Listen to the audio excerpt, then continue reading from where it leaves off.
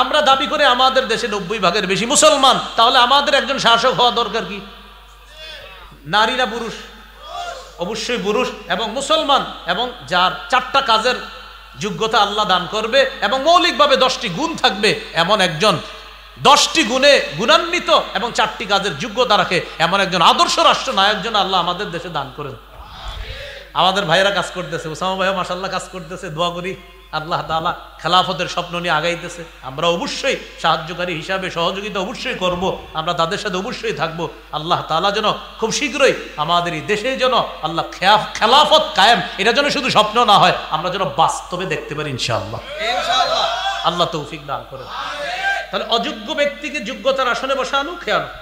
সহিহ মুসলিমের 1825 নম্বর হাদিস, আবু যর গিফারি রাদিয়াল্লাহু তাআলা নবীজি সাল্লাল্লাহু আলাইহি সাল্লামকে বললেন, আলা তাস্তামিলুনি ইয়া রাসূলুল্লাহ, হুজুর আমাকে আপনি গভর্নর বানাইতে পারেন না, প্রাদেশিক গভর্নর। মানে অনেক সাহাবীকে নবীজি গভর্নর বানায় পাঠায়। তো নবীজি বললেন, আবু যর ইন্নাকা দাঈফ, তুমি দুর্বল মানুষ। ওয়া ইন্নাহা আমানা, দায়িত্ব এটা হলো আমানত। ওয়া ইন্নাহা ইয়াউমাল কিয়ামাতি খিজিয়ুন ওয়া নাদামা, এই দায়িত্ব কিয়ামতের ময়দানে এটা যদি একটু উল্টাপাল্টা হয় তাহলে এটা লাঞ্ছনার কারণ হবে, অনুতপ্ত হওয়ার কারণ হবে। তবে ইল্লা মান আখাযাহা, যে এই দায়িত্ব গ্রহণ করবে, বিহাক্কিহা, যথাযথভাবে, ওয়া আদ্দাল্লাযী আলাইহি ফিহা, এবং সঠিকভাবে যে আদায় করবে, আল্লাহ তাকে 7 ব্যক্তি যাদেরকে আরশের ছায়াতলে জায়গা দিবে, আল্লাহ তাকেও জায়গা দিবে। তাহলে নবীজি কি বললেন? দায়িত্ব এটা আমানত, এটা আমানত, এটা কারোর জন্য লাঞ্ছনার কারণ হবে, মানে যে দায়িত্বের অবহেলা করবে। সহিহ বুখারীর বর্ণনা 59 নম্বর হাদিস, আবার 4232 নম্বর হাদিসও আছে। এক ব্যক্তি রাসূল সাল্লাল্লাহু আলাইহি সাল্লামের বয়ানের মাঝখানে এসে বলতেছে, মাতাস সাআ ইয়া রাসূলুল্লাহ, হুজুর কিয়ামত কবে? নবীজি সাল্লাল্লাহু আলাইহি সাল্লাম তার কথার জবাব না দিয়ে কথা শেষ করলেন। কথা শেষ করার পর নবীজি বললেন, আইনা উরাহুস সাইল, ওই ব্যক্তি কোথায় যে ব্যক্তি একটু আগে জিজ্ঞাসা করছে কিয়ামত সম্পর্কে? হুজুর এই যে আমি। নবীজি বললেন, ইদা দুইয়াতিল আমানা ফান্তাজিরিস সাআ, যখন আমানত নষ্ট করা হবে তখন কিয়ামতের অপেক্ষা করো। সাহাবায়ে কেরাম প্রশ্ন করলেন, কাইফা ইদাআতুহা ইয়া রাসূলুল্লাহ, হুজুর আমানত কিভাবে নষ্ট করা হবে?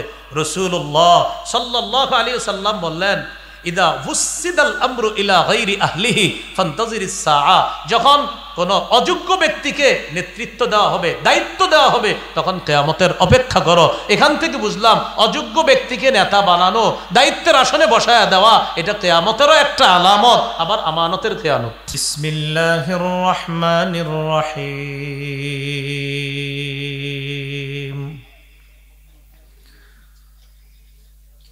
ইন্নামাল মুমিনুনা আল্লাযীনা আমানু বিল্লাহি ওয়া রাসূলিহি ওয়া ইযা কানু মা'আহু আলা আমরিন জামি' লাম ইয়াযহাবু হাত্তা ইয়াস্তা'যিনুহু। وقال تعالى إنما المؤمنون الذين آمنوا بالله ورسوله ثم لم يرتابوا وجاهدوا بأموالهم وأنفسهم في سبيل الله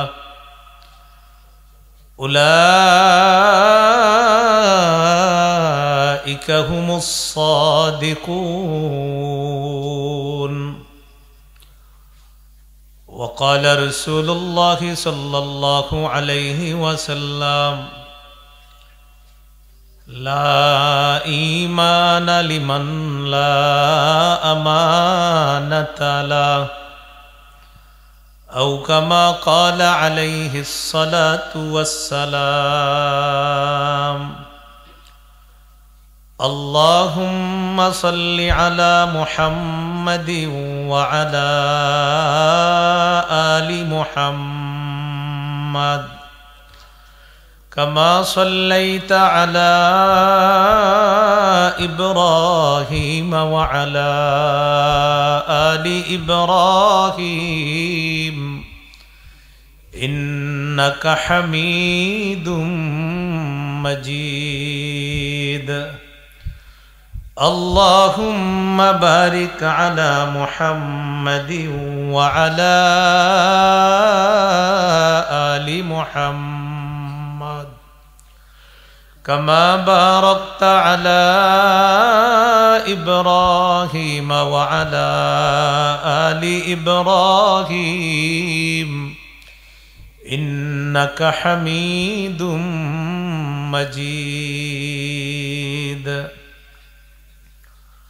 اللهم إني أعوذ بك من شر لساني ومن شر سمعي ومن شر بصري ومن شر مني ধানসার দক্ষিণপাড়া আঞ্জুমানে হেফাজতে ইসলাম ও যুবক বৃন্দের উদ্যোগে 18তম বার্ষিক ইসলামী মহাসম্মেলনের সম্মানিত সভাপতি হাফেজ মুফতি খালেদ সাইফুল্লাহ হাবিবি সাহেব, মোহতামিম ধানসার ইসলামিয়া মাদ্রাসা, মাওলানা জাকির হুসাইন সাহেব, মুহাদ্দিস সোহাগপুর ইসলামিয়া মহিলা মাদ্রাসা, আজকে গুরুত্বপূর্ণ আলোচনা পেশ করবেন বিশিষ্ট ইসলামী চিন্তাবিদ, যুব সমাজের নয়নমণি হজরত মাওলানা মুফতি আলী হাসান উসামা দামাত বরকাতুহুমুল আলিয়া। ভাইজান চলে এসেছেন কাছাকাছি, যথাসময়ে মঞ্চে চলে আসবেন ইনশাআল্লাহ। গুরুত্বপূর্ণ আলোচনা করেছেন মাওলানা মুফতি কাউসার আহমদ হাসানি সাহেব ব্রাহ্মণবাড়িয়া, হাফেজ মুফতি সুলাইমান আরকামি সাহেব, মোহতামিম মাদ্রাসাতুস সুফা আল ইসলামিয়া বৈগর আশুগঞ্জ। আমন্ত্রিত হজরত উলামায়ে কেরাম, মাহফিল পরিচালনায় মাওলানা ফরহাদ হোসাইন আনোয়ারি সাহেব, সভাপতি অত্র সংগঠন। উপস্থিত হজরত উলামায়ে কেরাম, মুসলমান ভাইরা, আশেপাশে ঘর বাড়ি বাসা বাড়িতে অবস্থানরতা শ্রদ্ধেয় মা বোনেরা, আল্লাহ তাআলার দরবারে শুকরিয়া আদায় করছি, আল্লাহ আমাদেরকে এই মাহফিলে উপস্থিত হওয়ার তৌফিক দান করেছেন বলে আলহামদুলিল্লাহ। আমি আপনাদের সামনে পবিত্র কোরআনের সূরাতুল হুজুরাতের 15 নম্বর আয়াত এবং সূরা নূরের 62 নম্বর আয়াতে কারিমা তেলাওয়াত করলাম। রাসূলুল্লাহ সাল্লাল্লাহু আলাইহি ওয়াসাল্লামের একটি হাদিস পেশ করলাম। আয়াত হাদিস সামনে রেখে কোরআন সুন্নাহ মোতাবেক বিশুদ্ধ কিছু কথা আপনাদের সামনে উপস্থাপন করার চেষ্টা করব, আল্লাহ তৌফিক দান করেন। সূরা হুজুরাতের 15 নম্বর আয়াতে আল্লাহ বলেন, ইন্নামাল মুমিনুনা আল্লাযীনা আমানু বিল্লাহি ওয়া রাসূলিহি সুম্মা লাম ইয়ারতাবু। মুমিন তারা যারা আল্লাহ এবং তার রাসূলকে বিশ্বাস করে, কোনো প্রকার সন্দেহ করে না। ওয়াজাহাদু বিআমওয়ালিহিম ওয়া আনফুসিহিম ফি সাবিলিল্লাহ, নিজেদের জানমাল নিয়ে আল্লাহর রাস্তায় লড়াই করে। আল্লাহ তাআলা বলেন, উলাইকা হুমুস সাদিকুন, তারাই সত্যবাদী ঈমানদার বলে আমি আল্লাহ তাদেরকে ঘোষণা করলাম। আয়াতের অনুবাদটি আপনারা মন দিয়ে শুনে থাকলে আলোচনার বিষয়বস্তু নির্ধারণ করা সহজ হবে। সূরাতুল হুজুরাতের 15 নম্বর আয়াতে মুমিনের দুটি বৈশিষ্ট্য আল্লাহ আলোচনা করেছেন। এক নাম্বার, সন্দেহ ছাড়া আল্লাহ রসুলকে বিশ্বাস করা। 2 নম্বর, জানমাল নিয়ে আল্লাহর রাস্তায় লড়াই করা। আলোচনার শিরোনাম দিতে পারি আমরা মুমিনের নির্বাচিত কিছু বৈশিষ্ট্য। মুমিনের নির্বাচিত কিছু বৈশিষ্ট্য। অত্র আয়াত থেকে মুমিনের দুটি বৈশিষ্ট্য আমরা শিখতে পারলাম। সন্দেহ ছাড়া আল্লাহ রসুলকে বিশ্বাস করা, জান মাল নিয়ে আল্লাহর রাস্তায় লড়াই করা। এই দুটি গুরুত্বপূর্ণ বৈশিষ্ট্য আমাদেরকেও আল্লাহ অর্জন করার তৌফিক দান করেন।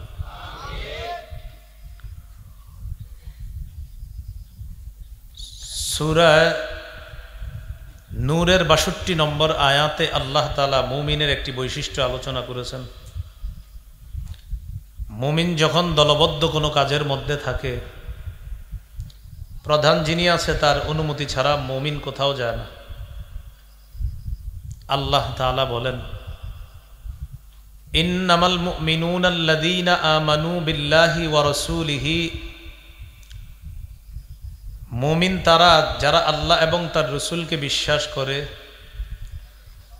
ওয়া ইযা কানু মাআহু আলা আমরিন জামি'in লাম ইয়াযহাবু,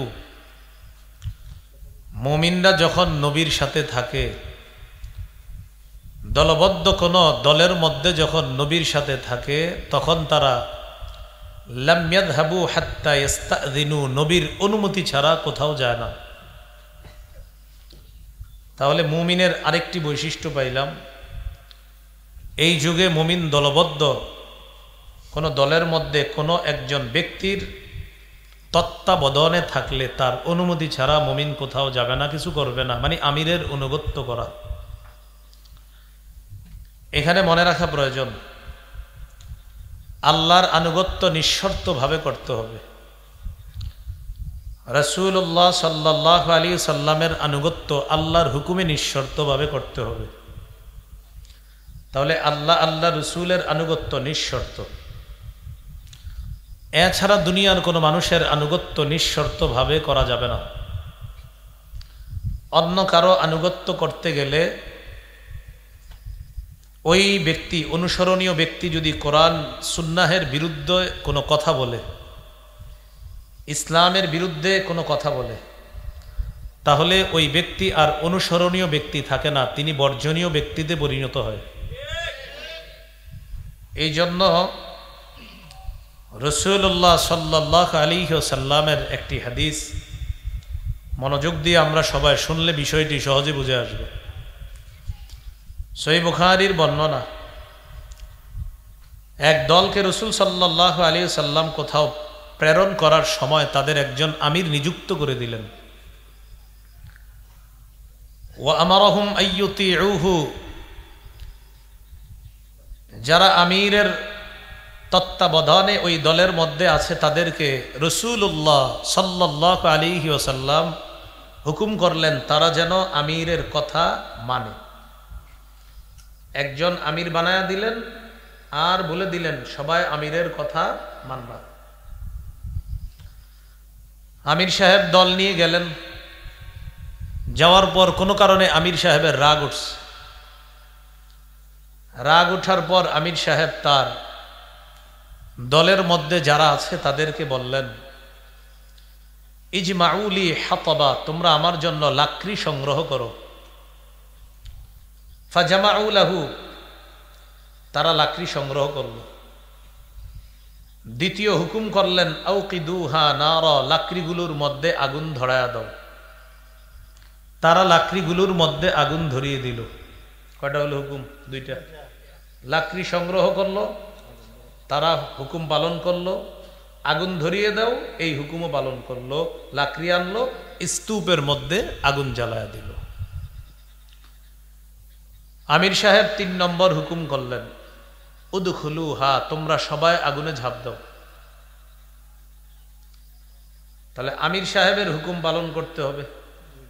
আমির সাহেব আবার তাদেরকে বলেছিলেন, নবী কি তোমাদেরকে বলে নাই আমার কথা শোনার জন্য, আমাকে মানার জন্য? তারা বললেন, জি, আল্লাহ রাসূল সাল্লাল্লাহু আলাইহি সাল্লাম বলেছেন আপনি যা বলবেন আমরা সেটাই শুনবো। অতএব তোমরা লাকড়ি সংগ্রহ করেছো, আগুন জ্বালিয়েছো, আমার হুকুমে এখন আগুনের মধ্যে তোমরা ঝাঁপ দাও। কথা বুঝে আসতেছে সবার? ফাহাম্মু, সাহাবায়ে কেরাম যারা ছিল তারা নিয়ত করে ফেললো আগুনে ঝাঁপ দেবে। আমির সাহেবের কথা তো শুনতে হবে। ঝাঁপ দেওয়ার আগে একজন আরেকজনকে বলা বলি করতে লাগলো, আচ্ছা আসলে ঝাঁপ দিমু? একজন আরেকজনকে। তারা সিদ্ধান্তহীনতায় ভুগতে লাগলো, আসলে আগুনে ঝাঁপ দিব? প্রথমে রেডি, পরে তাদের মধ্যে বলা বলি করতে লাগলো।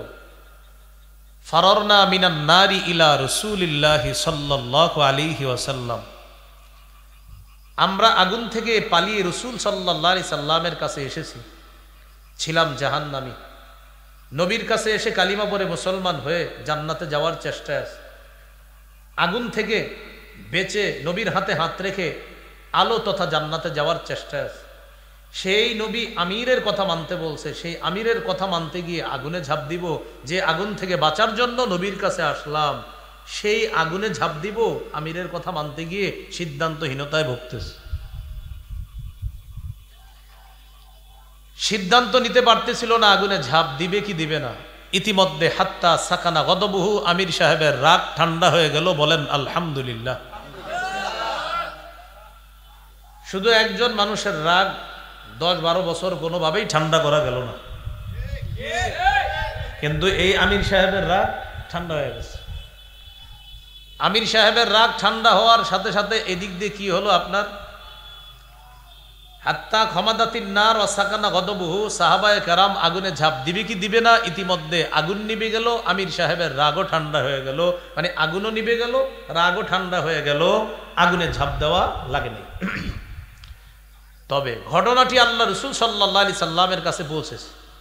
হুজুর, আমিরের কথা মানতে গিয়ে আগুনে ঝাঁপ দেওয়ার জন্য আপনার একদল সাহাবী তৈয়ার ছিল, বাকি ঝাঁপ দেয় নাই। এক পর্যায়ে আগুন নিভে গিয়েছে, আমির সাহেবের রাগও ঠান্ডা হয়ে গিয়েছে। রাসূলুল্লাহ সাল্লাল্লাহু আলাইহি সাল্লাম বললেন, ভালো কাজ করেছে। লাউ দাখালুহা মা খারাজু মিনহা ইলা ইয়াউমিল কিয়ামা, তারা যদি আমিরের এই হুকুম মান্য করে আগুনের মধ্যে ঝাঁপ দিত, কিয়ামত পর্যন্ত আগুন থেকে বের হতে পারত না। বলি নাউযু বিল্লাহ। হাদিসের শেষে রাসূল সাল্লাল্লাহু আলাইহি সাল্লাম বললেন, ইন্নামাত তাআতু ফিল মারুফ, আমির মানতে হবে শুধু ন্যায়সঙ্গত কথা কাজে।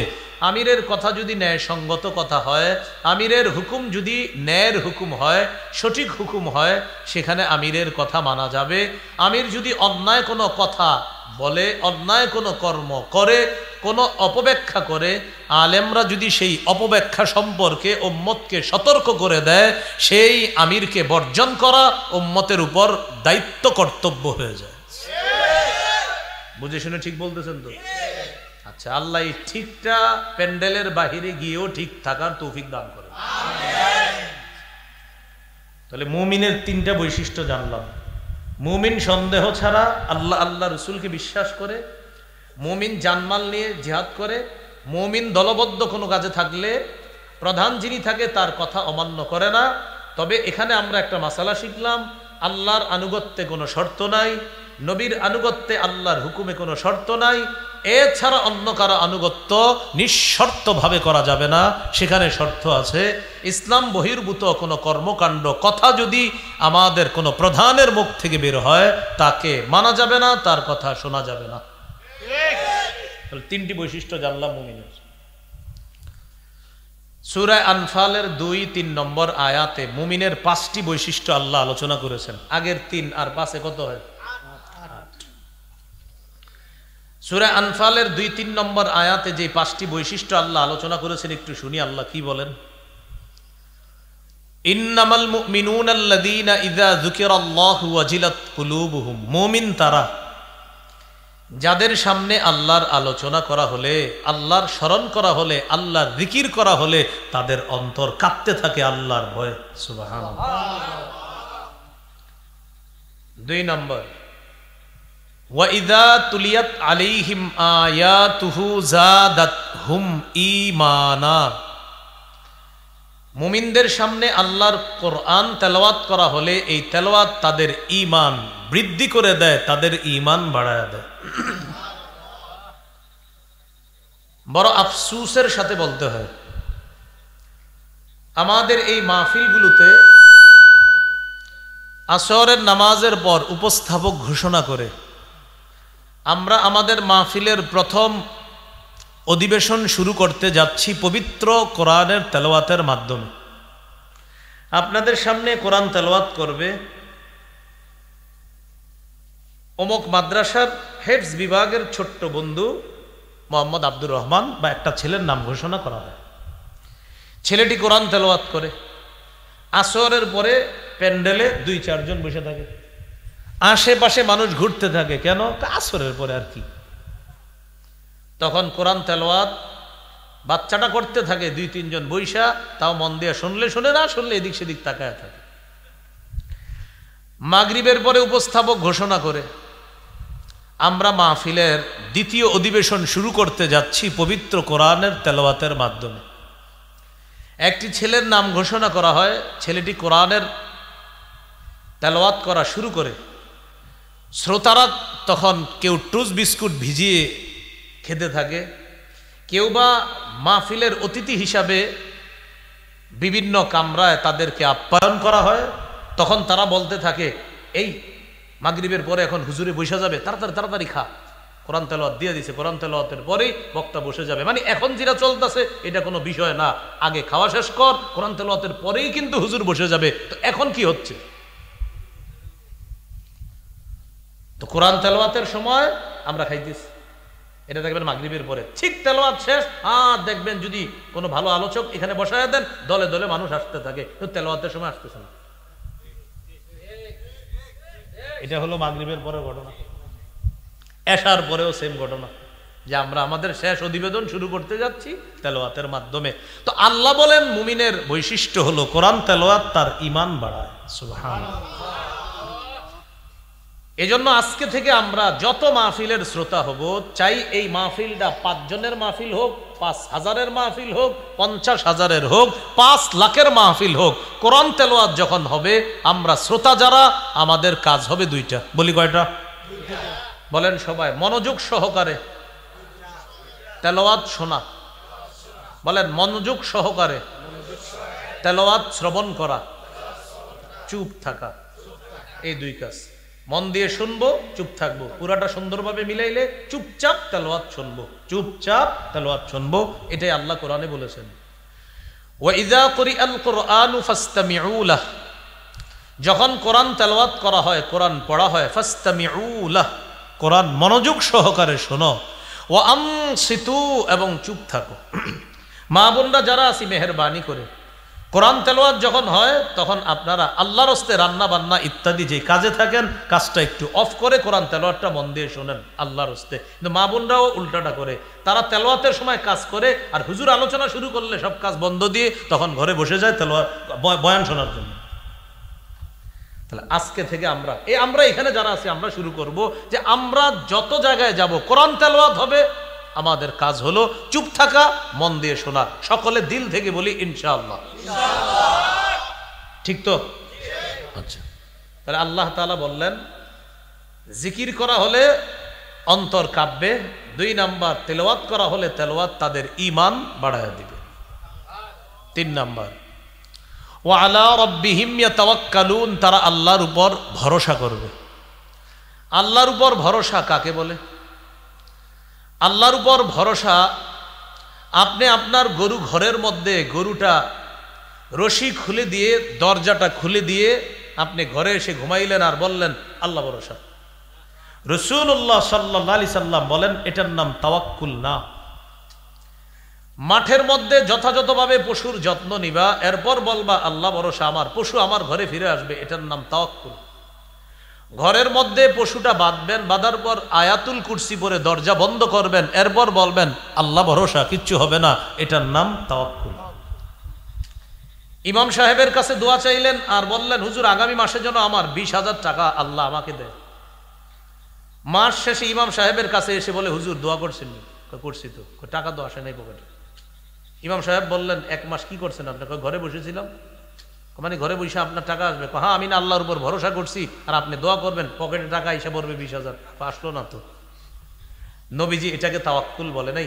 তাওয়াক্কুল বলেন আমার সাথে, বলেন বান্দার চেষ্টা, ফলাফল আল্লাহ। আবার চেষ্টা বান্দার, বলেন চেষ্টা, ফলাফল আমার। চেষ্টার ফলাফল কে দিবে? আমি চেষ্টা করব।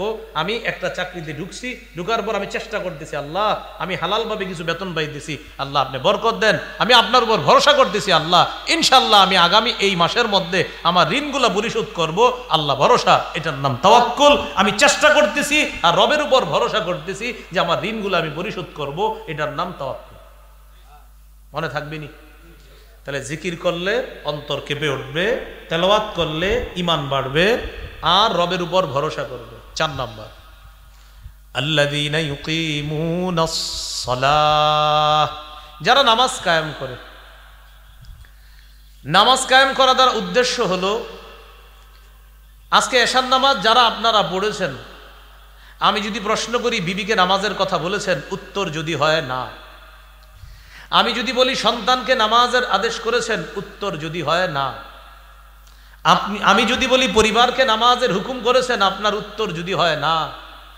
আমি যদি বলি এই এলাকার মুসলমান নামাজি যেন হয়ে যায় এই চেষ্টা করেছেন, আপনার উত্তর যদি হয় না। এই বাংলাদেশের প্রতিটা মুসলমান নামাজি হয়ে যাক এই ফিকির আপনি করেছেন, উত্তর যদি হয় না, তাহলে আজকে এশার নামাজ আপনি আদায় করেছেন, কায়েম করেননি। মুসলমান যেন নামাজি হয়, সারা পৃথিবীর মুসলমান যেন নামাজি হয়, এই ফিকির আমি রাখবো, তাহলে আমি হব নামাজ কায়েমকারী।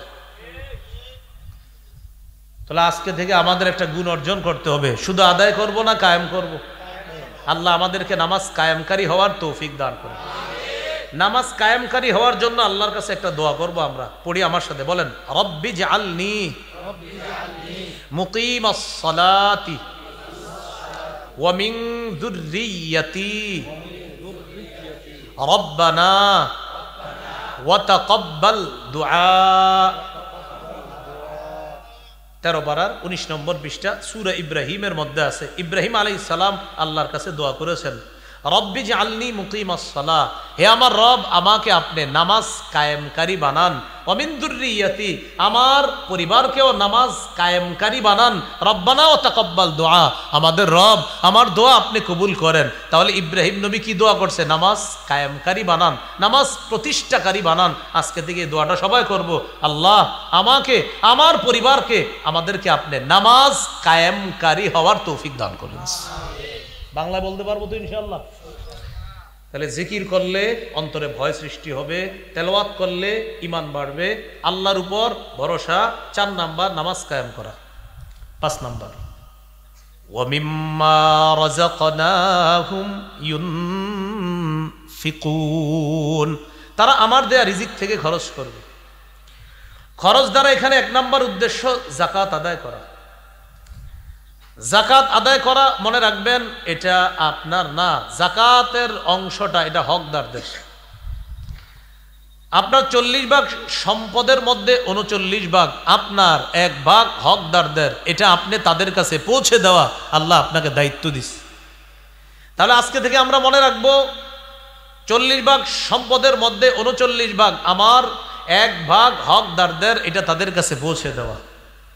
হকদারদের মধ্যে আপনার আপন ভাই যদি যাকাত গ্রহণ করার যোগ্য হয় তাকেও যাকাত দেওয়া জায়েজ, আপন বোন যদি যাকাতের যোগ্য হয় তাকেও যাকাত দেওয়া জায়েজ, আত্মীয় স্বজনের মধ্যে যারা যাকাত খাওয়ার যোগ্য তাদেরকে যাকাত দেওয়া জায়েজ, এতিম অসহায় মিসকিন যারা তাদেরকে যাকাত দেওয়া জায়েজ।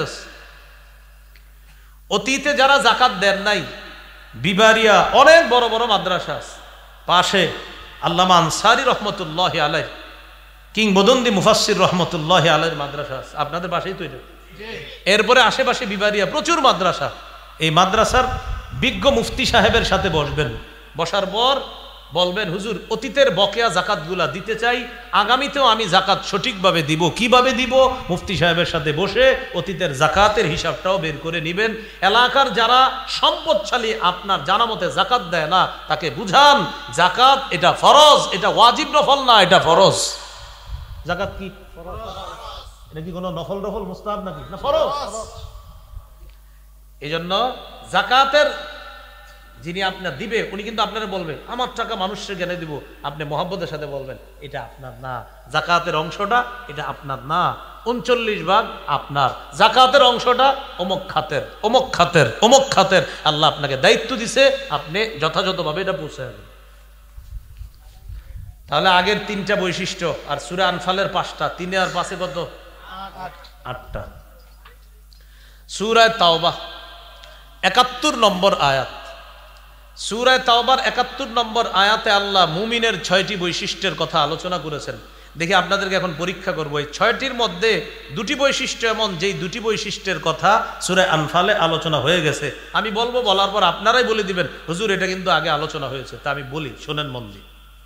সূরা তাওবা 71 নম্বর আয়াত, মুমিনের 6টি বৈশিষ্ট্য আল্লাহ বলেন, ওয়াল মুমিনুনা ওয়াল মুমিনাতু বা'দুহুম আউলিয়াউ বা'দ। মুমিন নর নারী একে অপরের অভিভাবক, একে অপরের হিতাকাঙ্ক্ষী, কল্যাণকামী বন্ধু। একটা হলো।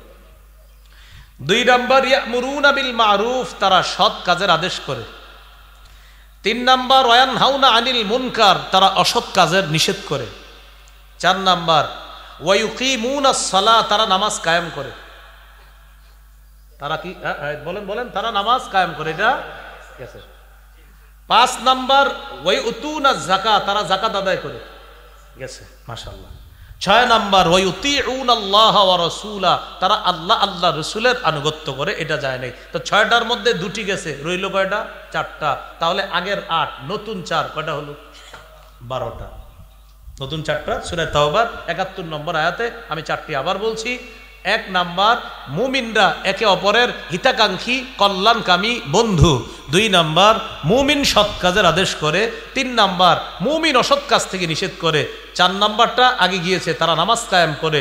5 নাম্বার, তারা যাকাত দেয়, এটা আগে গিয়েছে। তাহলে 3টা হলো। আর 4 নাম্বার, ওয়ায়ুতিউনাল্লাহ ওয়া রাসূলা, তারা আল্লাহ আল্লাহ রাসূলের আনুগত্য করে।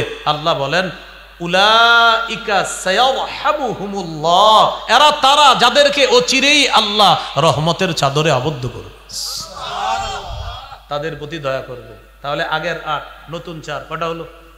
12টা। মনে রাখবেন, মুমিনের কয়টা বৈশিষ্ট্য হলো? 12। মুমিনের 13 নম্বর বৈশিষ্ট্য সূরা নূরের 51 নম্বর আয়াতে আল্লাহ বলেন, ইন্নামা কানা কাউলাল মুমিনিনা ইযা দুউ ইলাল্লাহি ওয়া রাসূলিহি লিয়াহকুমা বাইনাহুম আইয়াকুলু সামি'না ওয়া আতা'না। গুরুত্বপূর্ণ অংশ, আছেন তো আপনারা সবাই? আচ্ছা, আল্লাহ তাআলা বলেন, মুমিনদেরকে যখন আল্লাহ এবং আল্লাহ রাসূলের দিকে আহ্বান করা হয়, তাদের মাঝে ফয়সালা করার জন্য আল্লাহর দিকে আহ্বান করা হয়, দ্বারা উদ্দেশ্য আল্লাহর কোরআনের দিকে। রসুলের দিকে যখন আহ্বান করা হয়, দ্বারা উদ্দেশ্য হলো রসুলের সুন্নাহের দিকে। মুমিনদেরকে যখন কোরআনের দিকে এবং সুন্নাহের দিকে আহ্বান করে, তাদেরকে যখন ডাকা হয়, আহ্বান করা হয় তাদের মাঝে মীমাংসা করে দেওয়ার জন্য, তখন মুমিনদের বক্তব্য হলো সামি'না ওয়া আতা'না। বলেন আমার সাথে, বলেন শুনলাম, মেনে নিলাম। সবাই বলেন শুনলাম, মেনে নিলাম। এক অংশ আমি, বাকি অংশ আপনারা। আমাকে, আপনাকে, আমাদেরকে যদি কোরআন হাদিসের দিকে আহ্বান করে বলা হয়, ভাইজান আপনাদের এলাকায় এই সমস্যা আছে, এই সমস্যার সমাধান কোরআন সুন্নাহ অনুযায়ী করব, আপনারা কি মানবেন? জবাবে আমরা কি বলবো বলেন তো? শুনলাম, মেনে নিলাম। বলেন শুনলাম। এখন আপনারা বলেন, এই মসজিদের খতিব সাহেব যদি আপনাদেরকে বলে আজকে জুমায় আপনাদেরকে গুরুত্বপূর্ণ একটি বিষয় বোঝানো হবে কোরআন সুন্নাহ থেকে, আপনারা কারা কারা শুনবেন? হাত তুলে দেখান তো ইনশাআল্লাহ। ঠিক তো? আচ্ছা, তো মনে করেন আগামী জুমায় ডাকা হয়েছে আপনাদেরকে, আছেন তো সবাই? আচ্ছা, ডাকার পর খতিব সাহেব সূরা আলী ইমরানের 131 নম্বর আয়াত তেলাওয়াত করছে, ইয়া আইয়ুহাল্লাযীনা আমানু লা তাকুলুর রিবা আযআফাম মুদাআফা। খতিব সাহেব কোরআনের সূরা আলী ইমরানের 131 নম্বর আয়াত তেলাওয়াত করে অনুবাদ শোনায়া দিলেন, হে ঈমানদারগণ, তোমরা বহুগুণে বৃদ্ধি করে সুদ খেও না, চক্রাকারে বৃদ্ধি করে সুদ খেও না। এখন খতিব সাহেব বললেন, ভাইজান এলাকায় যারা সুদ খায়, আল্লাহর কোরআন বলছে তারা যেন সুদ না খায়। হাদিসের মধ্যে আছে, সহিহ বুখারীর বর্ণনা 2766 নম্বর হাদিস। এই হাদিসে রাসূল সাল্লাল্লাহু আলাইহি সাল্লাম 60টি ধ্বংসাত্মক অপরাধের কথা বলছে, এর মধ্যে একটা হলো আকলুর রিবা, সুদ খাওয়া। তাহলে খতিব সাহেব কোরআন সুন্নাহ অনুযায়ী একটা ফয়সালা করে দিছে আপনাদের এলাকায়, যে ভাই কোরআন বলছে সুদ খাওয়া হারাম, হাদিস বলতেছে সুদ খাওয়া হারাম, আপনারা কিন্তু ওয়াদা করছেন কোরআন হাদিস যা ফয়সালা করবে হুজুর আমরা শুনবো। এখন খতিব সাহেব বলার পর আমাদের জবাব হবে কি? হুজুর আমরা কথাটা শুনলাম, আমরা মানলাম। কি জবাব হবে? শুনলাম। এটা বলার পরেও মসজিদের বাহিরে এসে একদল বলবে, গত 7 বছর তো হুজুরের বয়ান খুব সুন্দর ছিল, আজকে উনি সুদের ওয়াজ না করা কি জরুরি ছিল? এটা কোথায় এসে বলবে? বাইরে। তো আপনারা ভিতরে বললেন শুনলাম মানলাম, বাইরে এসে এই কথা কেন? এই কথা এই জন্য কারণ উনি বিশিষ্ট সুদখোর। আল্লাহ আমাদেরকে হেফাজত করেন। তাহলে মুমিনের 13 নম্বর বৈশিষ্ট্য, মুমিনকে যখন আল্লাহ আল্লাহ রসুলের বাণী দ্বারা তাদের মাঝে মীমাংসা করা হবে, মুমিন তখন বলবে শুনলাম মানলাম। তাহলে বলেন আল্লাহর কথা নবীর কথা শুনবো মানবো তো ইনশাআল্লাহ? আল্লাহ তৌফিক দান করেন। তিরমিজির হাদিস 2305 নম্বর হাদিসের বর্ণনা, আবু হুরায়রা রাদিয়াল্লাহু তাআলা আনহুকে রাসূলুল্লাহ সাল্লাল্লাহু আলাইহি সাল্লাম 5টি জিনিস গুনে গুনে শিখাইয়া দিলেন। তার হাত ধরলেন, হাত ধরে এইভাবে 5টা জিনিস শিখাইয়া দিস। আদ্দা খামসা, গুনে গুনে 5টা জিনিস শিখাইছে। এখন আমি আপনাদের কাছ থেকে জানতে চাই এই 5টা জিনিস হাদিসের, আর আমরা একটু আগে মুমিনের বৈশিষ্ট্য বলছি, মুমিনের বৈশিষ্ট্য কোরআন যা বলবে মুমিন বলবে শুনলাম মেনে নিলাম, সুন্নাহ যা বলবে মুমিন বলবে শুনলাম মেনে নিলাম। এখন যে নবী 5টা কথা আবু হুরায়রা রাদিয়াল্লাহু তাআলা আনহুকে শিখাবে, আর আবু হুরায়রা পরম্পরায় আমাদের পর্যন্ত এই কথাগুলা পৌঁছাইছে, এখন এই কথাগুলা আমরা কি শুধু শুনবো নাকি বলেন কোনটা? শুনবো মানবো না দুইটাই? তাহলে হাদিস শোনার পর আমাদের জবাব হবে হুজুর শুনলাম মেনে নিলাম আমল করব, বলেন ইনশাআল্লাহ। রাসূলুল্লাহ সাল্লাল্লাহু আলাইহি সাল্লাম বলেন ইত্তাকিল মাহারিমা, আবু হুরায়রা হারাম থেকে বাঁচো, তাকুন আবাদান নাস, মানুষের মাঝে তুমি সবচাইতে শ্রেষ্ঠ আবেদ হয়ে যাবা, শ্রেষ্ঠ ইবাদত গুজার বান্দা হয়ে যাবা। সুবহান।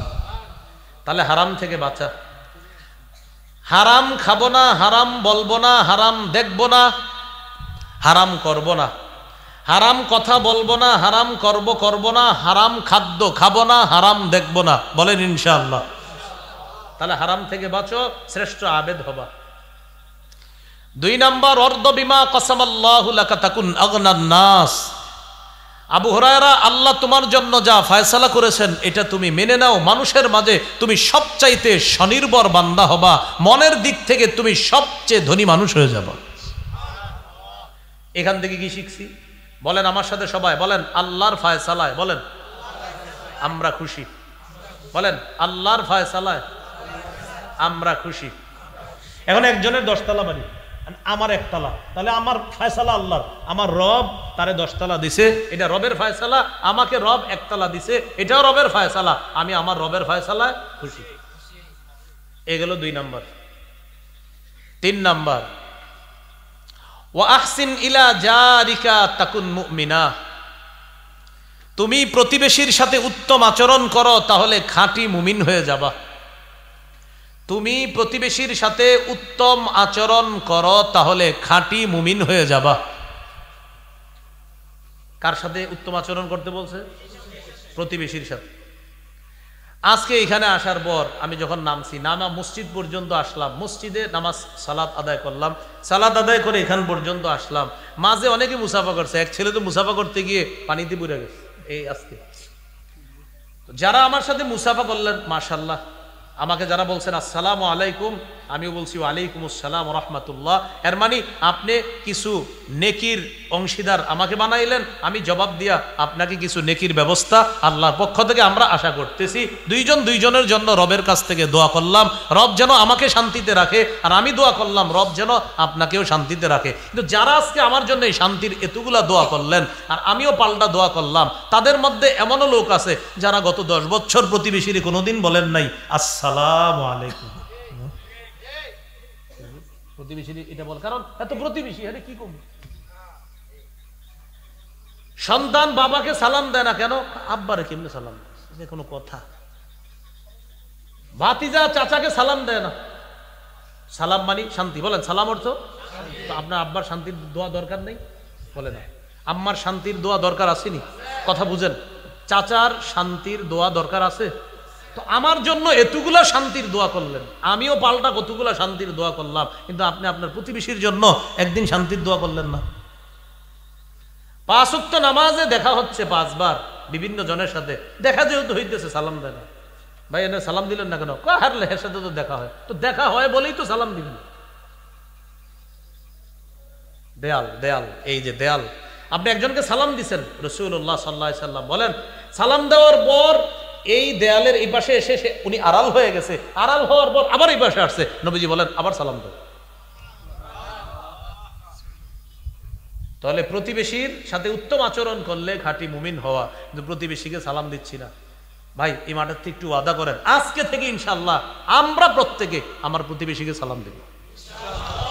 ভাই সত্যি তো দিবেন তো ইনশাআল্লাহ? 5 ওয়াক্ত নামাজে যার সাথে আপনার 5 বার দেখা হোক বা দেখা না হোক, নতুন করে দেখা হোক অথবা বারবার দেখা হোক, বারবার সালাম দিব। আল্লাহ তৌফিক দান করুন। প্রতিবেশীর সাথে উত্তম আচরণ করা। রাসূলুল্লাহ সাল্লাল্লাহু আলাইহি সাল্লাম বলেন গোশত যখন রান্না করো ঝোল বাড়ায়া রান্না করবে। কেন? প্রতিবেশীর জন্য অন্তত একটু ঝোল পাঠায়া দিবা।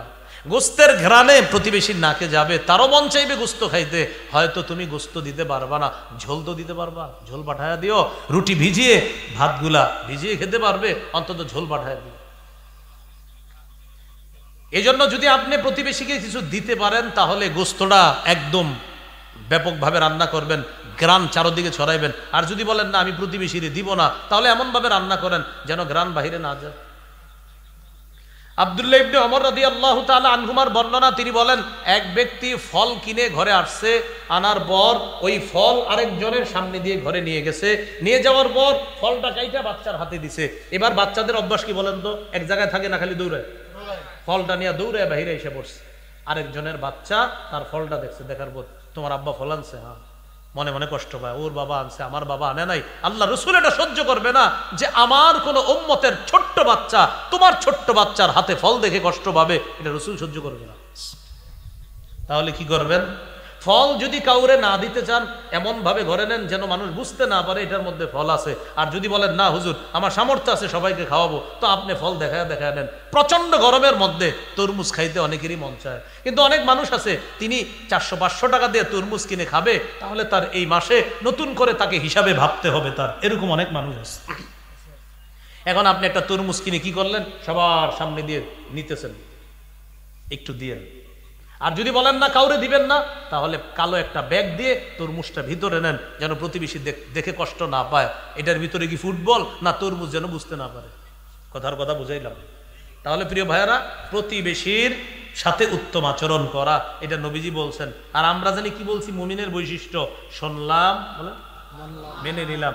আজকের পরে এলাকার হুজুরদের কাছ থেকে খোঁজ নিব, হুজুর প্রতিবেশীর জন্য যে বলে আসলাম সালাম দিতে, প্রতিবেশীর হকগুলা রক্ষা করতে, করছিনি, এটা জিজ্ঞাসা করা হবে। তাহলে উত্তর হবে, বলেন পজিটিভ না নেগেটিভ? আল্লাহ আমল করার তৌফিক দান করেন। 4 নাম্বার, আহিব্বা লিন-নাস মা তুহিব্বু লিনাফসিকা তাকুন মুসলিমা। তুমি নিজের জন্য যা পছন্দ করো অন্যের জন্য সেটা পছন্দ করবা, তাহলে তুমি খাঁটি মুসলমান হয়ে যাবে। সুবহানাল্লাহ। তুমি নিজের জন্য যা পছন্দ করো অন্যের জন্য তা পছন্দ করবা, তুমি খাঁটি মুসলমান হয়ে যাবে। 5 নাম্বার, ওয়ালা তুকসিরিদ দিহকা। আবু হুরায়রা, বেশি হাসবা না। ফাইন্না কাসরাতাদ দিহকি তুমিতুল কলবা। বেশি হাসি অন্তরকে মৃত বানিয়ে দেয়, বেশি হাসি অন্তরকে মৃত বানিয়ে দেয়। 5টি কথা নবীজি বলেছেন। নবী আবু হুরায়রা রাদিয়াল্লাহু তাআলা আনহুকে বলেছিলেন, আবু হুরায়রা আমি এখন কিছু কথা বলবো, মাইয়াখুযু আন্নি হাউলাইল কালিমাত। আমি এখন কিছু কথা বলবো, এই কথাগুলা কে গ্রহণ করবে? ফায়ামালু বিহিন্না আও ইউআল্লিমু মাইয়ামালু বিহিন্না। নিজে আমল করবে আর অন্যকে শিখাবে, তারাও যেন আমল করে। কে আছো এমন? তো সাহাবী আবু হুরায়রা বলেছিলেন, হুজুর আমি আছি। তখন নবী 5টা কথা শিখাইলেন। আমরাও এখান থেকে এখন ওয়াদা করব যে হুজুর এই 5টা কথা শিখলাম, শুধু শিখলাম এমন না, আমরা আমলও করব, অন্যকে শিখাবো ইনশাআল্লাহ। তাহলে আপনারা মন দিয়ে শোনেন। 1 নাম্বার, হারাম থেকে আমরা বাঁচবো, নিজেরা আমল করব, হারাম কাজ করব না, অন্যকে বলবো হারাম কাজ না করার জন্য। 2 নাম্বার, আমরা আল্লাহর ফয়সালায় খুশি থাকবো, অন্যকেও বলবো ভাই আল্লাহর ফয়সালায় খুশি থাকো। 3 নাম্বার, আমরা প্রতিবেশীর সাথে উত্তম আচরণ করব, অন্যকে বলবো ভাই তুমিও প্রতিবেশীর সাথে উত্তম আচরণ করো। 4 নাম্বার, আমরা নিজের জন্য যা পছন্দ করব অন্যের জন্য সেটা পছন্দ করব, অন্যকেও আমরা বলবো ভাইয়া তুমি নিজের জন্য যেটা পছন্দ করো অন্যের জন্য সেটা পছন্দ করবা। 5 নাম্বার, আমরা নিজেরা কম হাসবো, অন্যকেও বলবো ভাই কম হাসেন, বেশি হাসলে অন্তর মৃত হয়ে যায়। আল্লাহ আমাদেরকে নিজেরা আমল করে অন্যদেরকে শিখিয়ে দেওয়ার জন্য আমরাও পারি, অন্যদেরকে যেন আমল করাতে পারি, উৎসাহিত করতে পারি। আল্লাহ তৌফিক দান। এই গেল 13 নাম্বার বৈশিষ্ট্য। মনে আসেনি? কোরআন সুন্নাহ থেকে কিছু বললে মুমিন কি বলবে? শুনলাম, মেনে নিলাম। আচ্ছা, মুমিনের 14 নম্বর বৈশিষ্ট্য নির্বাচিত, মুমিন আমানতদার হবে। বলেন না একটু, মুমিন। সূরা নিসার 58 নম্বর আয়াতে আল্লাহ বলেন ইন্নাল্লাহা ইয়া'মুরুকুম আন তুআদ্দুল আমানাতি ইলা আহলিহা, নিশ্চয় আল্লাহ তোমাদেরকে আদেশ করেন তোমরা যেন আমানত হকদারের কাছে যথাযথভাবে পৌঁছে দাও। হাদিসের কিতাব মুসনাদে আহমদ 12,383 নম্বর হাদিস। এই হাদিসে রাসূলুল্লাহ সাল্লাল্লাহু আলাইহি ওয়াসাল্লাম বলেন লা ঈমানা লিমান লা আমানাতা লাহ, যার মধ্যে আমানতদারিতা নাই তার কেমন যেন ঈমান নাই।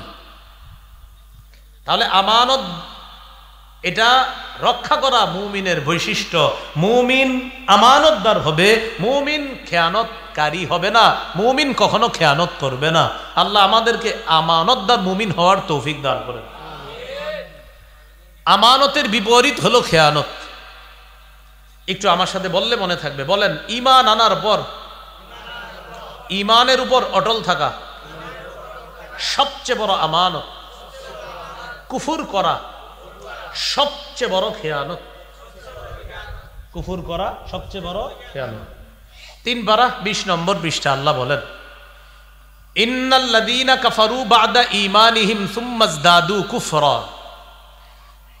3টা আঙ্গুলের দিকে একটু দেখেন, ঈমান কুফর কুফর, দেখেন 3টা, ঈমান কুফর কুফর। কয়টা হলো? এখানে আল্লাহ ঈমান দ্বারা 1 নাম্বার বলছে ইহুদিরা ঈমান আনছে তাওরাতের উপর, আনার পর এরপর ইঞ্জিল আসছে, ইঞ্জিল আসার পর ইঞ্জিলকে অস্বীকার করছে, কুফর করছে। এরপরে আসছে কোরআন, কোরআনকে অস্বীকার কইরা কুফর আরো বাড়াইছে। দেখেন ঈমান কুফর কুফর। আল্লাহ বলেন ইন্নাল্লাযীনা কাফারু বা'দা ঈমানিহিম, যারা কুফরি করে ঈমান আনার পর, তাওরাতের উপর ঈমান আনছে ইহুদিরা, আনার পর কুফরি করেছে, ইঞ্জিল অস্বীকার করে, সুম্মা ইজদাদু কুফরা, এরপর তারা কোরআন অস্বীকার করে কুফর আরো বাড়াইছে। কুফর কি করছে? আরো বাড়াইছে। তাহলে ঈমানের বিপরীতে ঈমানের উপর অটল থাকা, শ্রেষ্ঠ আমানত রক্ষা করা, বিপরীতে কুফর করা, এটা সবচেয়ে বড় খেয়ানত। আল্লাহ আমাদের সকলকে এই ভয়ঙ্কর খেয়ানত থেকে হেফাজত করেন। আমরা জেনে না বুঝে অনেক সময় বলে ফেলি এমন কথা যে কথা কুফরি হয়ে যায়। এজন্য সাবধান, খুব সাবধান থাকা, আকীদা বিশ্বাস ঠিক রাখা। বিশ্বাস ভঙ্গ করা এটা অনেক বড় খেয়ানত। হুদাইবিয়ার চুক্তি হয়েছে রাসূল সাল্লাল্লাহু আলাইহি সাল্লামের সাথে, বেঈমানরা হুদাইবিয়ার সন্ধি করছে, সেই চুক্তি কাফেররা সর্বপ্রথম ভঙ্গ করছে। আল্লাহ এটাকে পবিত্র কোরআনে খেয়ানত বলছে। সূরা আনফালের 71 নম্বর আয়াতে আল্লাহ বলেন ওয়া ইয়ুরিদু খিয়ানাতাকা, নবী কাফেররা যদি আপনার সাথে বিশ্বাস ভঙ্গের ইচ্ছা করে, দেখেন তো বিশ্বাস ভঙ্গের আরবিটা আল্লাহ বলছে খিয়ানত, একটু বুঝে শুনে বলেন তো, বিশ্বাস ভঙ্গ এই বাংলার আরবিটা আল্লাহ কোরআনে কি বলছে? খিয়ানত। ওয়া ইয়ুরিদু, তারা যদি ইচ্ছা করে, খিয়ানাতাকা, আপনার সাথে বিশ্বাস ভঙ্গের ইচ্ছা করে। বলেন তো বিশ্বাস ভঙ্গের আরবি আল্লাহ কি বলছে? বলেন না, কি বলছে? এইভাবে বললে কি মনে হয় জানেন? ক্লাসে আছে। তারা যদি আপনার সাথে বিশ্বাস ভঙ্গের ইচ্ছা করে, ফাকাদ খানুল্লাহ মিন কাব, নবী আপনি চিন্তিত হবেন না, ইতিপূর্বেও তারা খেয়ানত করেছে। তাহলে বিশ্বাস ভঙ্গ করা এটা খেয়ানত। আল্লাহ এই খেয়ানত থেকে আমাদেরকে হেফাজত করেন। এরপর ছোট গুনাহ করা, বড় গুনাহ করা এটা আমানতের খেয়ানত। গুনাহ না করা এটা হলো আমানত, গুনাহ করা এটা হলো খেয়ানত। সূরা আনফালের 27 নম্বর আয়াতে আল্লাহ বলেন ইয়া আইয়ুহাল্লাযীনা আমানু লা তাখুনুল্লাহ ওয়ার রাসূলা ওয়া তাখুনু আমানাতিকুম ওয়া আনতুম তা'লামুন। হে ঈমানদারগণ, তোমরা আল্লাহ এবং আল্লাহ রাসূলের সাথে বিশ্বাস ভঙ্গ করো না এবং জেনে শুনে আমানতের খেয়ানত করো না, জেনে শুনে আমানতের খেয়ানত করো না। ওসামা ভাইয়ের জন্য চেয়ার নেই? নিয়ে আসেন, নিয়ে আসেন। না দিলে আমারটাই ছেড়ে দিন। হুজুর বসেন, আপনি বসেন, চেয়ার আছে হুজুর।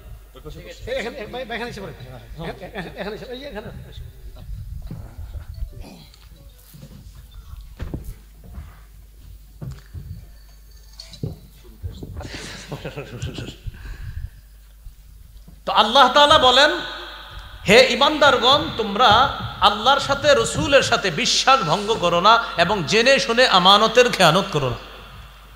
এই আয়াতের ব্যাখ্যা ইবনে কাসির রহমতুল্লাহ আলাইহি লিখেছেন, ছোট গুনাহ বড় গুনাহ এটা মুমিনের আমানতের খেয়ানত।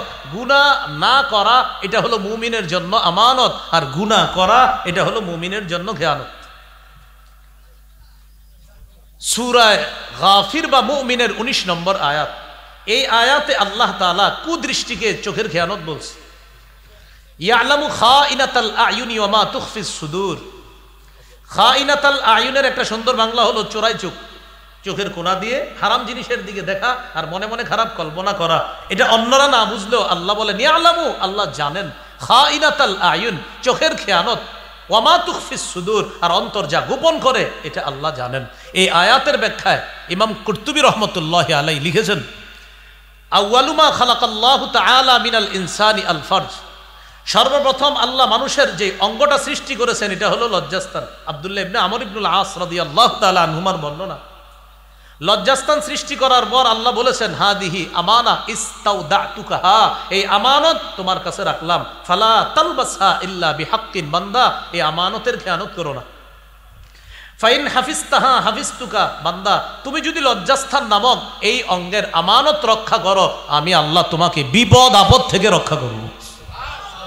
ফাল ফারজু আমানা, লজ্জাস্থান আমানত, ওয়াল উযুনু আমানা, কান আমানত, ওয়াল আইনু আমানা, চোখ আমানত, ওয়াল লিসানু আমানা, জবান আমানত, ওয়াল বাতনু আমানা, পেট আমানত, ওয়াল ইয়াদু আমানা, হাত আমানত, ওয়াল রিজলু আমানা, পা আমানত। শেষে বলতেছে, ফালা ঈমানা লিমান লা আমানাতা লা, যার আমানতদারিতা নাই তার ঈমান নাই। অঙ্গ প্রত্যঙ্গের খেয়ানত আমরা যেন না করি, প্রতিটা অঙ্গকে আমরা গুনাহ থেকে যেন হেফাজত করতে পারি, আল্লাহ তৌফিক দান করুন। প্রতিটা অঙ্গ এটা কিন্তু আমানত আমাদের কাছে। মাঝখান দিয়ে একটা কথা মনে রাখি, কিয়ামতের ময়দানে প্রধান 4 সাক্ষী হবে, পক্ষে বিপক্ষে হতে পারে। 1 নাম্বার জমিন, যেখানে আমি আপনি চলতেছি বসতেছি উঠতেছি, জমিন সাক্ষী হবে। 2 নাম্বার আমাদের আমল নামা 2 পাশ থেকে যারা লিখতেছে, সম্মানিত লেখকগণ, ফেরেশতাগণ। 3 নাম্বার অঙ্গ প্রত্যঙ্গ। 4 নাম্বার প্রধান সাক্ষী আল্লাহ তাআলা। এই 4 সাক্ষী থেকে বাঁচার কোনো সুযোগ নাই। আল্লাহ অন্য সাক্ষীর মুখাপেক্ষী ছিলেন না, এরপরে আল্লাহ আমাকে আপনাকে দেখায় দিবে, বান্দা দেখো তুমি যে অপরাধগুলা করেছো এগুলার সাক্ষী জমিন দিতেছে, সময় দিতেছে, তোমার অঙ্গ প্রত্যঙ্গ সাক্ষী দিতেছে। আমি আল্লাহ তো প্রধান সাক্ষী, এগুলা জরুরত ছিল না। এরপর আমাকে আপনাকে আল্লাহ বুঝাইয়া দিবে যে আল্লাহ কারো উপর সামান্য জুলুম করেন না। লা ইয়াযলিমু মিসকালা যাররা, সামান্য পরিমাণ জুলুম আল্লাহ কারো উপর করেন না। প্রিয় ভাইয়ারা, অঙ্গ প্রত্যঙ্গগুলো আমরা গুনাহ করব না, গুনাহ থেকে হেফাজত করার চেষ্টা করব, আল্লাহ তৌফিক দান করেন। ওয়াদা ভঙ্গ করা খেয়ানত। ইহুদিরা তাওরাত কিতাবের বিকৃত করছে, কিতাবের যথাযথ বাস্তবায়ন করা এটা হলো আমানত, এটা আল্লাহর সাথে ওয়াদা বান্দার। উল্টায় দেওয়া এটা হলো খেয়ানত। সূরা মাঈদার 13 নম্বর আয়াতে আল্লাহ বলেছেন, ফাবিমা নাখদিহিম মিসাকাহুম লাআন্নাহুম, ইহুদিরা বিশ্বাস ওয়াদা ভঙ্গ করার কারণে আমি আল্লাহ তাদেরকে অভিসম্পাত করলাম। আল্লাহর অভিসম্পাত মানে রহমত থেকে বঞ্চিত করা। আমি আল্লাহ তাদেরকে রহমত থেকে বঞ্চিত করলাম তারা ওয়াদা ভঙ্গ করার কারণে। ওয়াজআলনা কুলুবাহুম কাসিয়া, তাদের অন্তর শক্ত বানায়া দিলাম। ইউহাররিফুনাল কালিমা আম মাওয়াদিহি, তারা কথাকে বিকৃত করে দিত, যথাযথ জায়গা থেকে তারা উল্টায়া কথাগুলা বিকৃত করে ফেলতো। 3 নম্বর পারা 19 নম্বর পৃষ্ঠায় আছে, ইয়ালফুনা আলসিনাতাহুম বিল কিতাব লিতাহসাবুহু মিনাল কিতাব। এরা মুখের মাধ্যমে তাওরাতের বিধানগুলো এমন ভাবে বলতো, সামনে যারা থাকতো এরা ভাবতো হা হা হা এটা মনে তাওরাতেরই বিধান, অথচ আল্লাহ বলেন ওয়ামা হুয়া মিনাল কিতাব, অথচ এটা তাওরাতের অংশ না। ওয়ায়াকুলুনা হুয়া মিন ইনদিল্লাহ, এরা বলতো এটা আল্লাহর পক্ষ থেকে। ওয়ামা হুয়া মিন ইনদিল্লাহ, অথচ এটা আল্লাহর পক্ষ থেকে না। ধনী মানুষ ব্যভিচার করলে এরা এক বিচার করত, গরিবরা ব্যভিচার করলে আরেক বিচার করত, এভাবে তারা তাওরাত বিকৃত করত।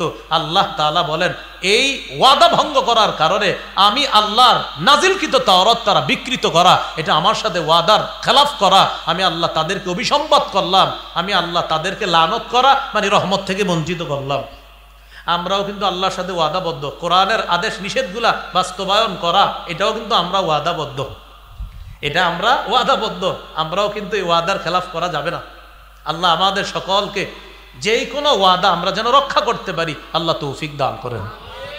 এবার একটা গুরুত্বপূর্ণ কথা, এটা সামনে যারা শ্রোতা ভাই আছে আমরা বলি মনে থাকবে, বলেন অন্যায়ের পক্ষপাতিত্ব করা খেয়ানত। অন্যায়ের পক্ষপাতিত্ব করা কি? আমাদের দেশে এমন একটা সময় আসতেছে সামনে আপনি পক্ষপাতিত্ব করবেন, বুঝে শুনে করবেন, কিন্তু খেয়ানত করেন না, সাবধান। আপনি খেয়ানত যে আমার দাদা করছে, আমার আব্বা করছে, এই জন্য আমিও করব না, আল্লাহর হস্তে খেয়ানত করেন না। অন্যায়ের পক্ষপাত আপনার দ্বারা যেন না হোক। সূরা নিসার 105 নম্বর আয়াতে আছে ওয়ালা তাকুন লিল খাইনিনা খাসিমা, নবী আপনি খেয়ানতকারীদের পক্ষ অবলম্বনকারী হবেন না। 107 নম্বর আয়াত সূরা নিসার এখানে আছে ওয়ালা তুজাদিল আনিল্লাযীনা ইখতানুনা আনফুসাহুম, যারা নিজেদের সাথে খেয়ানত করে নবী আপনি তাদের পক্ষে বাকবিতণ্ডা করবেন না। এই আয়াত থেকে বোঝা যায় নিশ্চিত জেনে শুনে অপরাধীর পক্ষে আইনজীবী মামলা লড়া, কোর্টে গিয়ে তাকে নিরপরাধ সাব্যস্ত করার চেষ্টা করা নিঃসন্দেহে আমানতের খেয়ানত, এটা খেয়ানত। তাহলে অন্যায়ের পক্ষপাতিত্ব করা এটা খেয়ানত। মুমিন আমান যোগ্যতার আসনে বসানো আমানত, অযোগ্য ব্যক্তিকে বসায় দেওয়া কি? আপনি নিশ্চিত জানেন এই ব্যক্তি আমাদের দেশের জন্য ক্ষতিকর, এরপরে আপনি তাকে বসাইতে চাইতেছেন, এটা খেয়ানত। আপনি নিশ্চিত জানতেছেন এই লোক আমার এলাকার জন্য খুব ক্ষতিকর হবে, এরপরে আপনি হয়েছে আমার আব্বা আমার দাদা এই জন্য আমি, এটা খেয়ানত। খুব সাবধান আমার আপনার দ্বারা যেন কোনো অযোগ্য ব্যক্তি যোগ্যতার আসনে না বসে। আমরা দাবি করে আমাদের দেশে 90% বেশি মুসলমান, তাহলে আমাদের একজন শাসক হওয়া দরকার কি? নারী না পুরুষ? অবশ্যই পুরুষ, এবং মুসলমান, এবং যার 4টা কাজের যোগ্যতা আল্লাহ দান করবে এবং মৌলিকভাবে 10টি গুণ থাকবে, এমন একজন 10টি গুণে গুণান্বিত এবং 4টি কাজের যোগ্যতা রাখে এমন একজন আদর্শ রাষ্ট্র নায়ক যেন আল্লাহ আমাদের দেশে দান করেন। আমাদের ভাইয়েরা কাজ করতেছে, ওসামা ভাইয়া মাশাআল্লাহ কাজ করতেছে, দোয়া করি আল্লাহ তাআলা খেলাফতের স্বপ্ন নিয়ে আগাইতেছে। আমরা অবশ্যই সাহায্যকারী হিসাবে সহযোগিতা অবশ্যই করব, আমরা তাদের সাথে অবশ্যই থাকবো। আল্লাহ তাআলা যেন খুব শীঘ্রই আমাদের এই দেশে যেন আল্লাহ খেলাফত কায়েম, এটা যেন শুধু স্বপ্ন না হয়, আমরা যেন বাস্তবে দেখতে পারি ইনশাআল্লাহ। আল্লাহ তৌফিক দান করেন। তাহলে অযোগ্য ব্যক্তিকে যোগ্যতার আসনে বসানো খেয়ানত। সহিহ মুসলিমের 1825 নম্বর হাদিস, আবু যর গিফারি রাদিয়াল্লাহু তাআলা নবীজি সাল্লাল্লাহু আলাইহি সাল্লামকে বললেন আলা তাস্তামিলুনি ইয়া রাসূলুল্লাহ, হুজুর আমাকে আপনি গভর্নর বানাইতে পারেন না, প্রাদেশিক গভর্নর। মানে অনেক সাহাবীকে নবীজি গভর্নর বানায় পাঠায়, তো নবীজি বললেন আবু যর ইন্নাকা দাঈফ, তুমি দুর্বল মানুষ, ওয়া ইন্নাহা আমানা, দায়িত্ব এটা হলো আমানত, ওয়া ইন্নাহা ইয়াউমাল কিয়ামাতি খিজিয়ুন ওয়া নাদামা, এই দায়িত্ব কিয়ামতের ময়দানে এটা যদি একটু উল্টাপাল্টা হয় তাহলে এটা লাঞ্ছনার কারণ হবে, অনুতপ্ত হওয়ার কারণ হবে। তবে ইল্লা মান আখাযাহা, যে এই দায়িত্ব গ্রহণ করবে, বিহাক্কিহা যথাযথভাবে, ওয়া আদ্দাল্লাযী আলাইহি ফিহা, এবং সঠিকভাবে যে আদায় করবে, আল্লাহ তাকে 7 ব্যক্তি যাদেরকে আরশের ছায়াতলে জায়গা দিবে, আল্লাহ তাকেও জায়গা দিবে। তাহলে নবীজি কি বললেন? দায়িত্ব এটা আমানত, এটা আমানত, এটা কারোর জন্য লাঞ্ছনার কারণ হবে, মানে যে দায়িত্বের অবহেলা করবে। সহিহ বুখারীর বর্ণনা 59 নম্বর হাদিস, আবার 4232 নম্বর হাদিসও আছে। এক ব্যক্তি রাসূল সাল্লাল্লাহু আলাইহি সাল্লামের বয়ানের মাঝখানে এসে বলতেছে মাতাস সাআ ইয়া রাসূলুল্লাহ, হুজুর কিয়ামত কবে? নবীজি সাল্লাল্লাহু আলাইহি সাল্লাম তার কথার জবাব না দিয়ে কথা শেষ করলেন। কথা শেষ করার পর নবীজি বললেন আইনা উরাহুস সাইল, ওই ব্যক্তি কোথায় যে ব্যক্তি একটু আগে জিজ্ঞাসা করছে কিয়ামত সম্পর্কে? হুজুর এই যে আমি। নবীজি বললেন ইদা দুইয়াতিল আমানা ফান্তাজিরিস সাআ, যখন আমানত নষ্ট করা হবে তখন কিয়ামতের অপেক্ষা করো। সাহাবায়ে কেরাম প্রশ্ন করলেন কাইফা ইদাআতুহা ইয়া রাসূলুল্লাহ, হুজুর আমানত কিভাবে নষ্ট করা হবে? রাসূলুল্লাহ সাল্লাল্লাহু আলাইহি ওয়াসাল্লাম বললেন ইদা ওয়ুসিদাল আমরু ইলা গায়রি আহলিহি ফান্তাজিরিস সাআ, যখন কোন অযোগ্য ব্যক্তিকে নেতৃত্ব দেওয়া হবে, দায়িত্ব দেওয়া হবে, তখন কিয়ামতের অপেক্ষা করো। এখান থেকে বুঝলাম অযোগ্য ব্যক্তিকে নেতা বানানো, দায়িত্বের আসনে বসায়া দেওয়া, এটা কিয়ামতেরও একটা আলামত, আবার আমানতের খেয়ানত। বুঝতেছি তো সবাই কথাগুলা? আচ্ছা, তাহলে আমরা বুঝে শুনে সামনের দিকে আগাবো, বলেন ইনশাআল্লাহ। খুব প্রতিটা পদক্ষেপ যেন, আগামী প্রতিটা পদক্ষেপ সতর্কতার সাথে যেন। আলেমরা তো জান প্রাণে চেষ্টা করতেছে বোঝানোর জন্য, এরপরে ওই যে আমাদের দেশের একটা নীতি, ওই আমার আব্বা আমার দাদা, এই জন্য আমিও সেই পথে চলাতে না। এই জন্য আমরা সামনের দিক খুব সতর্কতার সাথে, আমার প্রতিটা সময় প্রতিটা মুহূর্ত আমার প্রতিটা পদক্ষেপ যেন বুঝে শুনে হয়, এটা যেন আমানতের খেয়ানত না হয়। ভুল পরামর্শ দেওয়া এটা খেয়ানত, সঠিক পরামর্শ দেওয়া আমানত। আবু দাউদের হাদিস 3657 নম্বর হাদিস, মান আশারা আলা আখিহি বিআমরিন ইয়ালামু আন্না রুশদা ফি গায়রিহি ফাকাদ খানা। যে ব্যক্তি তার ভাইকে এমন পরামর্শ দেয় সে জানে যে এর বিপরীতটা হলো ভুল, এর বিপরীতটা সঠিক। কোনো পরামর্শ দিল ভুল পরামর্শ, সে জানে বিপরীতটা সঠিক, ফাকাদ খানা, সে খেয়ানত করলো। আমি ব্যবসায়ী, আমার কাছে আসছেন, আইসা বললেন ভাইজান আমি একটা ব্যবসা করবো, আর আমি দেখি আমি যে ব্যবসা করি আপনি ওইটাই করতেছেন। তখন আমি চিন্তা করলাম, ও যদি আমার বাজারে আমার ব্যবসা করে তা আমার তো একটু সমস্যা হইতে পারে। আমি আপনার পরামর্শ দিলাম, এক কাজ করেন, আপনি প্লেনের পার্টস পাতিগুলো উঠান দোকানে, প্লেনের পার্টস পাতি দোকানে উঠান। আরে ভাই এই এলাকায় প্লেনের পার্টস পাতি কে কিনবে? না আপনি উঠান, আমি বুঝাইতেছি। তো প্লেনের পার্টস পাতি উঠাইছে, এবার আমি সুন্দরভাবে লেখাই দিছি এখানের প্লেনের পার্টস পাতি পাওয়া যায়, সব পাওয়া যায়। উদ্দেশ্য হলো 5-6 দিন থাকবে, 1 মাস থাকবে, থাকার পরে এগুলো তো এখানে বিক্রি হবে না, এমনিই ভাগবে, আমার ব্যবসায়ের জন্য কোনো ক্ষতি না হয়। আমার কাছে পরামর্শ চাইছি, আরে পারলে দিব, না পারলে বলবো ভাই আমি পারবো না, অন্য কারো কাছে যাও। নবীজি বলেছেন সাবধান, তোমার কাছে পরামর্শ কেউ চাওয়া মানি তুমি যদি পরামর্শ দাও, ইন্নাল মুস্তাশারা মু'তামানুন, যার কাছে পরামর্শ চাওয়া হয় সে আমানতদার হবে। আপনি আমানতদার হতে হবে, পারলে পরামর্শ দিয়েন, না পারলে ভুল পরামর্শ দিব না ইনশাআল্লাহ। মিথ্যা কথা বলা আমানতের খেয়ানত। রাসূলুল্লাহ সাল্লাল্লাহু আলাইহি সাল্লাম বলেন, কাবুরাত খিয়ানাতান তুহাদ্দিসু হাদিসান হুয়া লাকা মুসাদ্দিকুন ওয়া আনতা বিহি কাযিবুন। এটা কত বড় খেয়ানত, তুমি শ্রোতাদের সামনে কথা বলতেছো, শ্রোতা ভাবতেছে হা হা হা এটা সত্যি কথা, কিন্তু তুমি জানো মিথ্যা কথা। যেমন আমি বললাম, আপনারা যদি আমাকে আগামীতে এই এলাকার দায়িত্ব দেন, তাহলে প্রথম 1 মাসের মধ্যে রাস্তাঘাট যা আছে এগুলা সব ঢালাই করে সুন্দরভাবে করে দিব। ঠিকই আমার দায়িত্ব দিলেন, দায়িত্ব দেওয়ার সাথে সাথে রাস্তায়ও বাঁশ দেওয়া শুরু করলাম, আপনাদেরকেও বাঁশ দেওয়া শুরু করলাম। কারণ ওই যে আমি যখন কথা বলতেছি তখন আমি জানি আপনারা ভাবতেছেন হা হা উনি ভালো মানুষ, হজ করে আসছে, তাসবিহ পরে খুব মাশাআল্লাহ, আপনারা ভাবতেছেন সত্য কথা, কিন্তু আমি জানতেছি তোরা আমারে খালি কোনো মতে দায়িত্বটা দে। তো নবীজি বলেন কাবুরাত খিয়ানাতান, এটা কত বড় খেয়ানত, তুহাদ্দিসু হাদিসান হুয়া লাকা মুসাদ্দিক, তোমার সামনে যে কথা শুনে সে ভাবতেছে তুমি সত্য বলতেছো, ও আনতা বিহি কাযিব, তুমি মিথ্যাবাদী, এটা বড় খেয়ানত। আল্লাহ আমাদেরকে হেফাজত করেন। মজলিসের কথা বাহিরে না বলা এটা আমানত।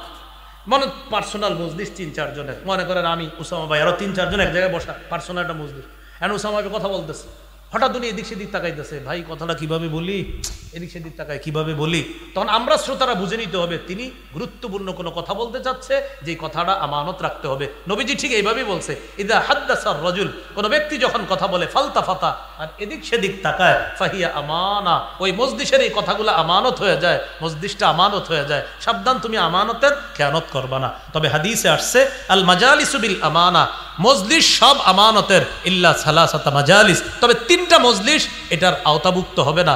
1 নাম্বার সাফকু দামিন হারাম, কোন মজলিসে কাউকে অন্যায়ভাবে হত্যার পরামর্শ হয়েছে, এটা বাইরে গিয়ে বলে দিবেন। 2 নাম্বার ও ফারজুন হারাম, কোন নারীর সম্ভ্রম হানি করার পরামর্শ হয়েছে, আপনি বাইরে গিয়ে এলাকার যুবকদেরকে বলে দিবেন একটা মেয়েকে আজকে এই এলাকায় ভয়ঙ্কর পরিস্থিতির শিকারে ফেলতে পারে কয়েকজন মানুষ পরামর্শ করছে, এটা আমানতের মজলিস না। যদি বলে কাউরে বইলো না, তাও বলে দিবেন।